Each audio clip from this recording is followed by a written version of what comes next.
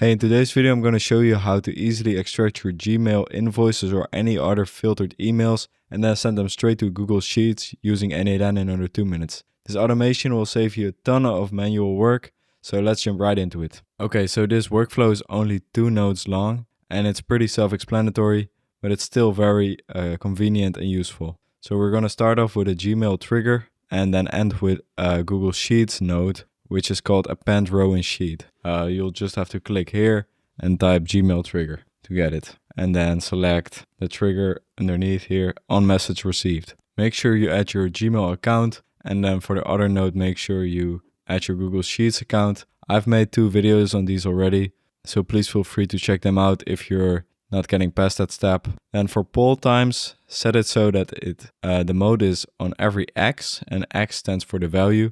Every 1 minute you can do that, but in my case I'm just going to run it every 15 minutes. That means that every 15 minutes this node will check if a new email has arrived. Then make sure it says message received and make sure simplify is turned off. If you turn this on, you will only get a snippet of the text as an output. And then as a filter you can, for example, do inbox or spam or whatever you want. And the reason why it's an important step is because in this node, once you selected your sheet, you can choose map each column manually or map automatically.